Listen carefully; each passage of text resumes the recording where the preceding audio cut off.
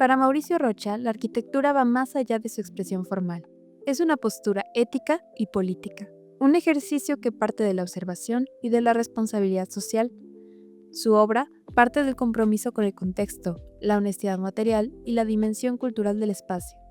En esta conversación reflexiona sobre el papel del arquitecto hoy, proyectar con conciencia a través de la escucha y el diálogo activo con las comunidades. Una postura que devuelve a la arquitectura su causa principal: servir a los demás. Hola, ¿qué tal? Mi nombre es Sebastián y aquí estoy con el arquitecto Mauricio Rocha. Mauricio, como siempre, es un placer, un gran honor estar contigo y más aquí, ¿verdad? En la planta Bacardi. Hombre, imagínate. Y pues bueno, primero, ahora sí que preguntarte otra vez, digo, ya estábamos platicando, pero ¿cómo estás? ¿Qué tal te ha ido? Muy bien, gracias, contento, trabajando con muchos proyectos, después de un periodo difícil porque terminamos la Cineteca y las bodegas de arte, que fue muy duro, trabajoso, desgastante, pero también maravilloso el poder trabajar en una escala de ese nivel, pero hay que de repente descansar, respirar. Ya lo hicimos y estamos en nuevos proyectos, haciendo nuevas cosas, preocupados en pensar mucho, para observar mucho, para seguir haciendo cosas interesantes que nos llenen y nos permitan reinventarnos. Claro. Y también quería preguntarte, ¿qué te ha parecido el festival? Muy bien, estoy muy sorprendido, casi no lo conocía. Creo que es una labor muy importante que se haga en un concurso de alumnos, que se visite lugares como estos. Ayer los manantiales, hoy la planta Bacardí, y que sea una manera como de ser conscientes de la arquitectura que tenemos alrededor, traer a gente del nivel de Nishizawa, de los españoles.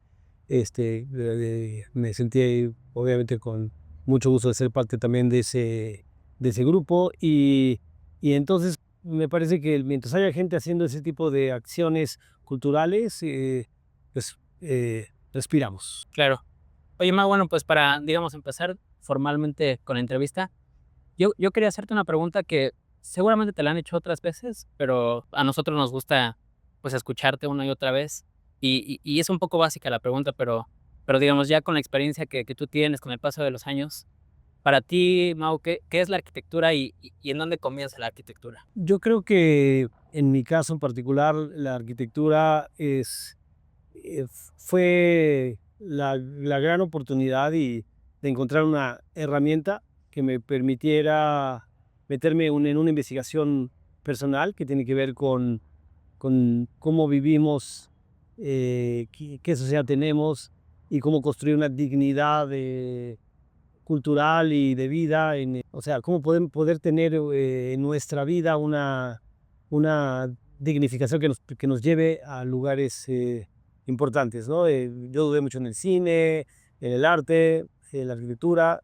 Encontré que la arquitectura sí te podía dar esa gran oportunidad, y en ese sentido, para mí la arquitectura se volvió un facilitador para hablar de algo que entre más pasa el tiempo, más lo tengo claro, ¿no? La arquitectura no es la forma, no es un objeto. La arquitectura es el vacío, es el recorrido, es el espacio, y es la oportunidad de construir densidad espacial que permita eh, construir atmósferas y por lo tanto desde ahí generar sentimientos y sentidos a quien lo experimenta, ¿no? Claro, y sobre esa línea, hemos escuchado en otros medios, o hemos leído en otras publicaciones que tú has insistido con esta idea de que la arquitectura es una forma de pensamiento también. Sí, Sobre esa línea, ¿qué significa para ti pensar la arquitectura? Ya no lo sé si decís un poco, pero para ti, ¿qué es pensar la arquitectura más allá del objeto construido?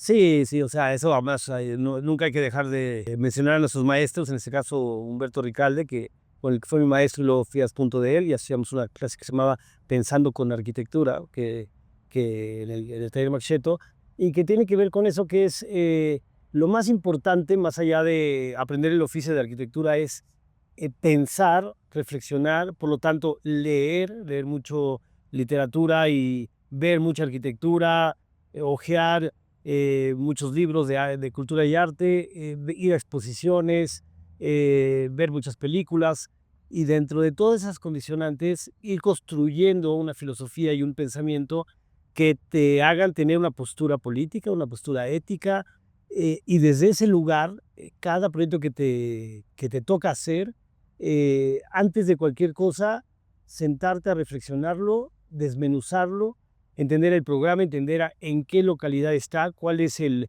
los espacios, cuáles son las persistencias, cuál es la vegetación y el sitio, y desde ese sitio empezar a construir estrategias que hacen la arquitectura. Es decir, la arquitectura no es una idea genial que llega de la nada. La arquitectura es la reflexión, la contestación a una reflexión de qué debe suceder en ese lugar y qué puede suceder en ese lugar. La única manera como arquitectos que podemos llegar a conclusiones es alimentándonos de información cultural que nos permita tener más herramientas para llegar a las mejores conclusiones.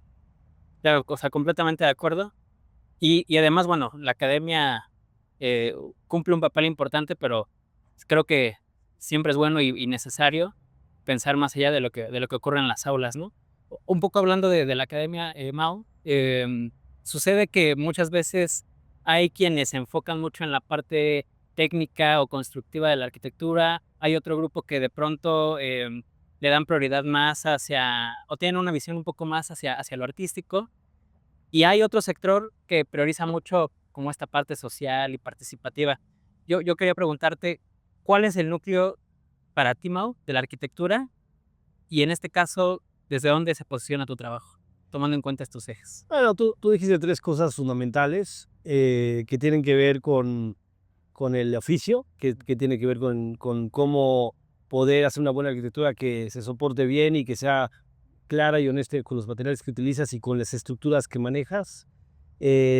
Por otro lado está la poesía, está la oportunidad de si es posible y factible hacer arte con la arquitectura, es decir, transformar espacios que construyan sentimientos. Y la tercera es lo social, que es cómo finalmente esta arquitectura construya comunidad, colectivo y dentro de eso genere nuevas posibilidades para que se repiensen las sociedades y logren cierta igualdad, si no es que toda, para la conexión entre cada una de las gentes que están en esa comunidad. Si logramos las tres, creo que estamos del otro lado. ¿Y con qué me refiero con eso? A tu pregunta me acordé cuando yo tomaba pues un taller de fotografía que se llamaba el taller de los lunes con Pedro Meyer y decíamos siempre, ya que usemos la cámara, ya que sepamos enfocar, ya que sepamos que imprimir la foto, esa parte es incuestionable, hay que hacerlo. Pero lo importante está en la profundidad y los contenidos que hay atrás de la fotografía. Y esa parte viene en lo social. ¿Qué tipo de denuncia o condición fotografías para entender la sociedad? Y la tercera parte, quizás es la más difícil, es que además construyas poesía con todo aquello que hiciste. Creo que la escritura es exactamente lo mismo. Oh, increíble. Y luego, por otro lado, tus proyectos suelen hablar mucho también, y ayer lo comentabas en la conferencia, ¿no? Con el tiempo, la memoria y con el paso pues, de las generaciones, ¿no? Digo, al final de cuentas también tú vienes de una generación, ¿no? De arquitectos, tu padre fue arquitecto. ¿Cómo entiendes tú esa relación entre la arquitectura y el tiempo? Bueno, por un lado, sin duda, tener un padre arquitecto es una herencia invaluable, o sea, que lo que hay que hacer es aprovecharla y aprender y saber todo lo que aprendí desde niño de la experiencia que él tuvo, un gran arquitecto, Manuel Rocha Díaz, que ya no está con nosotros, pero sus obras sí. Entonces, de repente hay que irlo a visitar sus obras para acordarnos de él y sus ideas. Pero también, por otro lado, la pregunta de toda la vida, la arquitectura, que es de un tiempo específico, que sigue una moda, es una arquitectura que se desvanece con el tiempo. La arquitectura que es sólida, clásica, que tiene todos los elementos para mantenerse y se sacude de las anécdotas para lograr que pueda viajar al tiempo y volverse atemporal, esa es la que buscamos realmente y es la más difícil. ¿Cómo se logra la arquitectura atemporal? ¿Cómo logramos que la arquitectura, a pesar del tiempo y de las modas, sobreviva, como en los edificios que estamos hoy? Tiene que ver con hacer las cosas sin pensar en un tiempo específico, sino pensar en esa reflexión que hay entre arquitectura, contexto, persistencia, etcétera, ¿no? Y desde esa situación, el tiempo empieza a cobrar mucha importancia. La arquitectura debe envejecer bien, la arquitectura debe de portarse bien al tiempo. Y por otro lado, ya directamente en la propia arquitectura, no olvidar que la verdadera fuerza de la arquitectura no está, y ya lo dije antes, en cómo la la vemos formalmente, sino cómo la experimentamos. Por lo tanto, la temporalidad en la experiencia del caminarla, lo que bien decía también Mijares, tránsitos y demoras, caminar, descubrir, volver a encontrar, darte cuenta que mientras estás ahí está caminando, también está pasando el movimiento de la Tierra con el Sol, y eso implica diferentes luces, y esas luces dan una nueva condición al edificio, siempre diferentes. No es lo mismo un día lluvioso que un día soleado, no es lo mismo el invierno que el verano, y siempre en ese sentido la calidez lumínica será importante. La luz siempre estará, la misma luz siempre estará.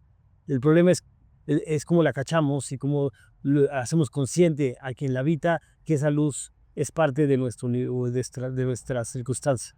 Y yo sumaría que incluso o sea, podemos pensar en el paso de los años, pero no sé qué opinas tú, pero creo yo que en la actualidad la manera en la que se habita la ciudad muchos dicen que es caótica, yo digo que de pronto a veces es muy dinámica, o sea, hay muchos cambios, hay mucho movimiento, y yo me detendría a pensar en el tiempo, incluso no tanto en el paso de los años, sino allá en tiempos mucho más cortos. O sea, creo que de pronto también ya hay edificios, ya hay no sé, refugios, pabellones, ¿no? Hablando de los migrantes o de otro tipo de problemáticas o temas, en donde también el tema del tiempo, de considerar el movimiento, la experiencia, se vuelve, creo, todavía mucho más importante, ¿no?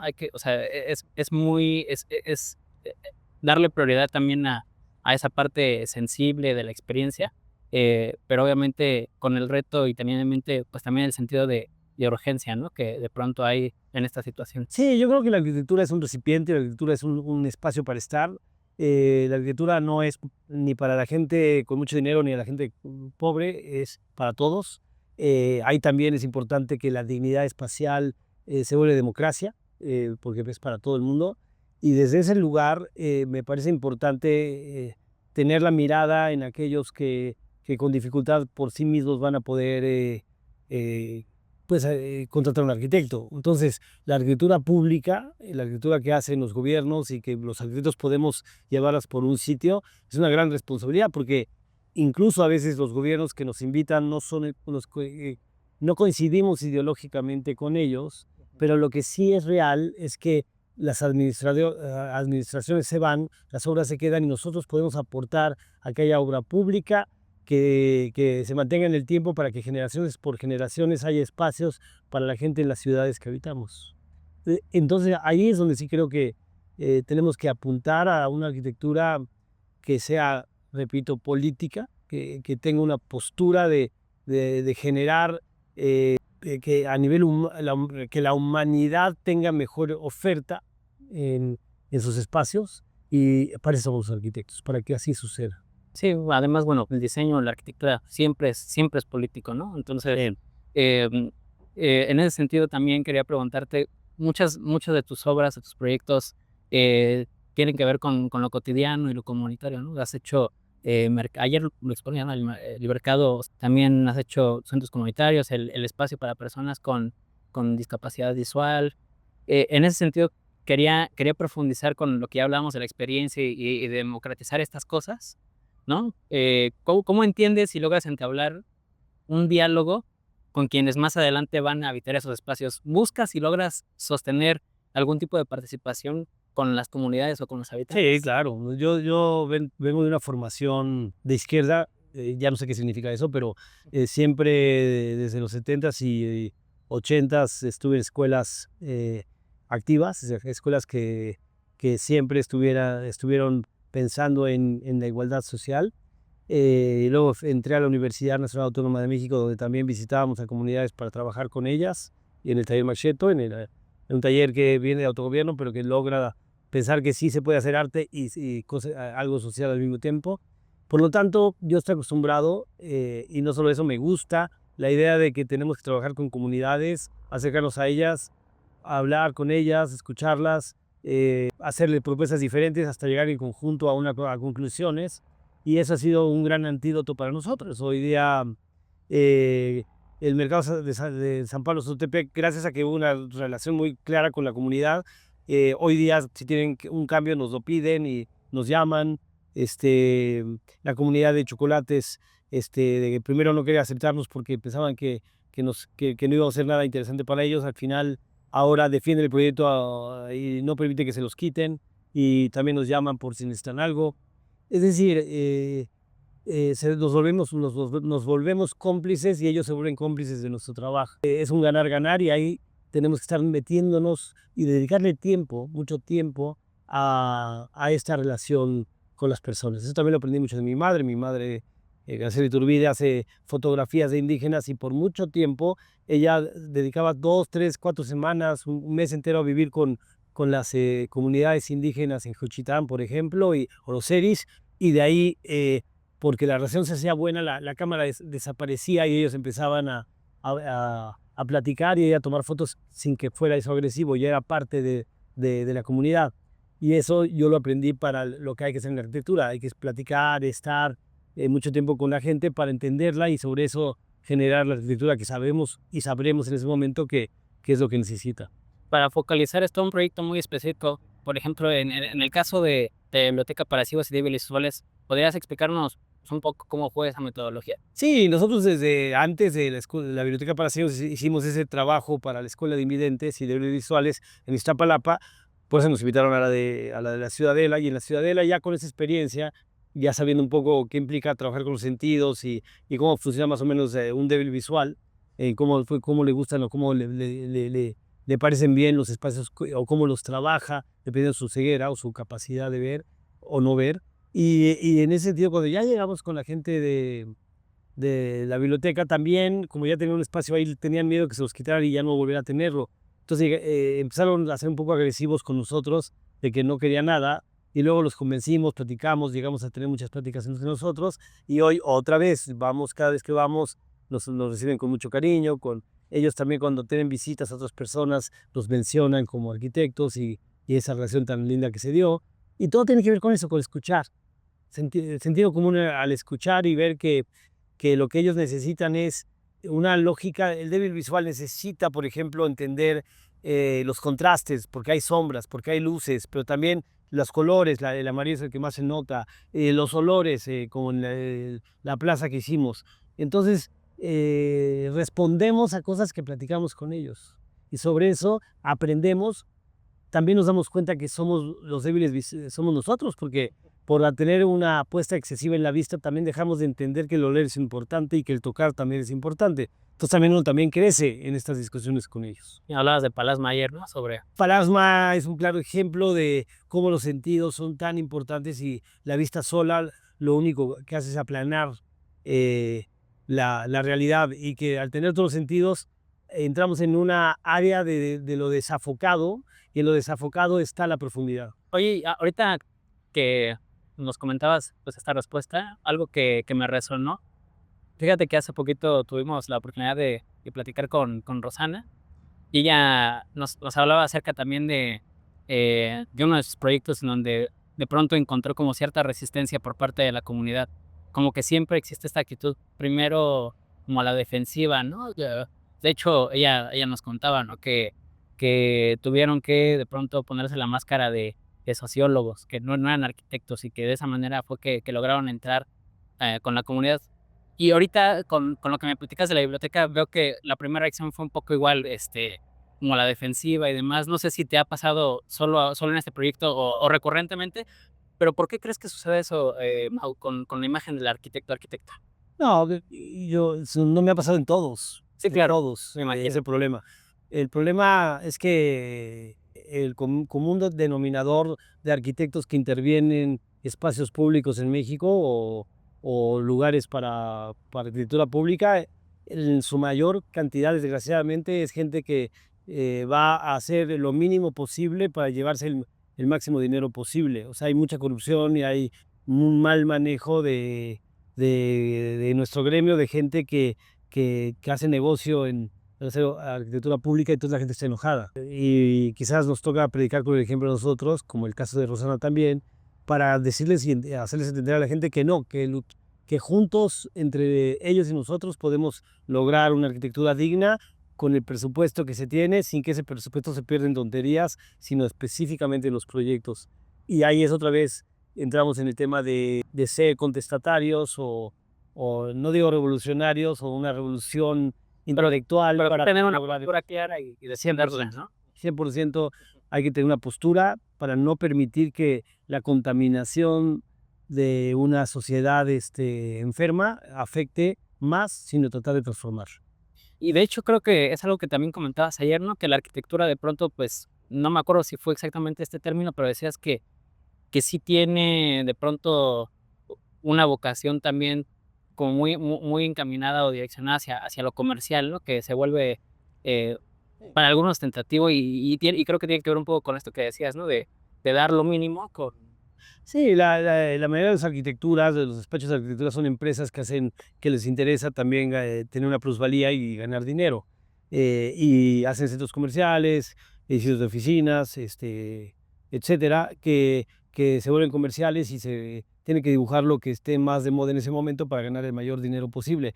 Pero ahí no hay trascendencia, ahí no hay nada interesante y ahí solamente estamos generando algo que nos parece pues patético, que es lograr una arquitectura genérica, ¿sí? Que no queremos. En la medida que nosotros nos metamos en una arquitectura diferente, pensada, reflexionada y de observación, estamos trabajando en contracorriente y obviamente estamos menos interesados en la arquitectura como una empresa, sino una arquitectura como una postura y como una arma intelectual para transformar nuestra sociedad. Sí, y contrastando un poco con esto que ya comentábamos, tú has hablado de hacer mucho con poco. ¿Cómo entiendes esa idea actualmente, eh, sobre todo en un presente marcado por muchas desigualdades? ¿Cómo sostener y materializar esa postura en tu trabajo? ¿Cómo lo llevan a cabo? Mucho trabajo, mucha observación, mucha reflexión entre todo el equipo de trabajo. Para el equipo de arquitectos que somos, es muy importante en tu cotidianidad saber con quién estás, qué libros lees, qué discutes, qué reflexionas. También colaboraciones de amigos, artistas, escritores, etcétera. Y todas esas reflexiones conjuntas nos llevan a pensar justamente eso. ¿Qué tipo de arquitectura tenemos que hacer? Y queda en claro que la síntesis es importante, hacer hacer mucho con poco, y desde ese lugar esa síntesis puede llevar a cosas fantásticas, porque bueno, como en el lugar que estamos hoy con Mies, algo que está geométricamente bien resuelto, bien armado, es algo que al final se vuelve una arquitectura de primera, sin tener que el lujo está en el espacio, en pocas palabras. El lujo está en cómo se construye, cómo es la estructura espacial de un edificio y cómo sintetizas la combinación de los materiales, los pocos materiales que siempre hay que tener para no tener tantos, y desde ese lugar encontrar que el programa crezca y te permite muchas variables. Y también me parece importante preguntarte, actualmente, Mau, ¿qué barreras identificas para el diseño y la arquitectura? ¿Qué negociaciones o vínculos crees tú que de pronto deberían habilitarse o facilitarse para poder, pues, constituir ciudades y espacios, pues, que aborden correctamente de pronto, pues, las deudas que hay con la ciudad, pero que también otorguen, pues, esto que ya acabas de comentar? Bueno, por un lado, predicar con el ejemplo, y creo que últimamente, afortunadamente, y mucha gente de la UNAM han salido arquitectos que están trabajando en el espacio público y en la arquitectura pública de manera importante, y eso es un ejemplo que concientiza a los políticos que se tiene que hacer buena arquitectura, y que esa arquitectura a ellos quizás les interese como una visibilización suya de que llamaron a un arquitecto, pero es el pretexto para que al final sí se haga buena arquitectura, nos inviten y se hagan buenos espacios para la gente. Entonces, por un lado, creo que tenemos que seguir construyendo las universidades con muy buenos maestros, para que haya buenos alumnos, con mucha concientización, trabajando con las comunidades, como lo hace la Universidad Nacional Autónoma de México, y se esperar que lo siga haciendo. Y por otro lado, pues sí, como colectivos, como amigos, acercarnos como arquitectos a discutir, pensar y hacer lazos con sociólogos, con antropólogos, con filósofos, con artistas, y entre todos, desde cada uno su lugar, hacer movimientos que hagan México un lugar donde la contestación no está solamente en la política, sino también en las expresiones estéticas. No se nos olvide que los mejores movimientos artísticos que se han dado son el comienzo de un cambio social, el constructivismo ruso en Unión Soviética, la arquitectura de la posguerra en Estados Unidos. Luego el poder friega todo, ¿no? Y eso hace que al final no opriman o no quieran que sigan los artistas opinando lo que opinan, ¿no? Pero la ventaja del artista es que pues, es difícil que lo callen si no se quiere callar. Y desde ese lugar, pues nunca hay que dejar esta batalla para lograr transformar la sociedad, pero para eso se requiere una conciencia social, se requiere una postura muy clara, que no tiene que ver con estas cosas de guerrillas políticas que si los muy chairos o los muy fifís, los dos extremos están mal. El asunto es una construcción de una conciencia social seria que pueda llevarnos a lugares más interesantes donde el poder ya no es tan importante. Estoy casi tocando las ideas, la utopía del anarquismo, donde desapareciera el poder y el Estado y lo único que nos interesara es como comunidad encontrarnos y lograr cosas justas entre todos. Eso no sé si algún día sea posible, pero por lo menos el intento y lograr alcances importantes ya nos deja satisfechos, no solo satisfechos, con ganas de hacer cada vez más en esa oportunidad que se nos da. Pero ¿cuál consideras tú que es, otra vez, ¿no? Como el impedimento o la barrera que de pronto hay que romper o que hay que hacer más permeable para que nos podamos aproximar a, pues a una visión así o a un tiempo sin... Es muy fácil. El enajenamiento de la sociedad te lleva a que el mundo entienda la estética de una manera diferente y la gente con poder quiere que lo que le guste a la gente sea cultura chatarra y de esa manera la tiene mediatizada. Entonces, eso, mientras se quiera hacer arquitectura chatarra, de cultura chatarra, pues seguiremos en la misma. Si queremos empezar a proponer que tenemos que regresar a saberes originales de las comunidades que hemos vivido, ¿no? Tanto prehispánicas como después de eso, si logramos hacer una serie de aportaciones contemporáneas al respecto, estaremos en contradicción con esa cultura chatarra, con arquitectura y cultura que cuestionen esa enajenación que se busca desde el poder. O sea que, en pocas palabras, como siempre, repito, no estoy diciendo nada que no se haya dicho a lo largo de toda la historia, es la masa crítica, la masa reflexiva y la postura de hacer cosas que cuestionan esa enajenación, siempre será la mejor respuesta para buscar luz en el camino. Perfecto, Mau. Oye, pues muchísimas gracias por conversar unos minutos conmigo. Como siempre, o sea, lo dije al inicio y reitero, es un gran honor escucharte y se disfruta mucho tener este tipo de diálogos porque, como lo decía hace rato, uno se enriquece también. Pues qué bueno que como ustedes estén haciendo entrevistas, preguntas importantes, interesantes, que nos ayuden a decir cosas que a veces hasta pueden ser incómodas, pero importantes para seguirnos pensando entre todos y reflexionando entre todos para cambiar el mundo que vivimos para mejorar. Ya por último, sobre esa línea, ¿algún mensaje que tengas para pues, estudiantes, para las personas que están en la facultad de pronto? Bueno, el mejor mensaje es que pienso que la mejor manera de hacer una buena profesión es beber mucha cultura, todos los días, que el cotidiano sea llenarte de un mundo cultural que te ayudará a tener una masa crítica, un criterio para hacer cosas importantes, ser muy crítico de lo que sucede a tu alrededor, no ser egoísta con respecto a tus propias decisiones y sí tratar de hacer un trabajo que permee en los demás, pero que sí desde lo individual tú también aportes a seguir cuestionando y cambiando las cosas hacia un lugar que tenga energías más positivas. Diseñen, el mejor proyecto en la vida es diseñar tu propia cotidianidad para que desde ahí puedan empezar a pensar de manera diferente para también encontrar soluciones diferentes a los problemas con los que nos encontramos. Ah, perfecto. Pues listo. Sale. Muchas gracias. Nos estamos viendo en una próxima entrevista. Chao. Chao.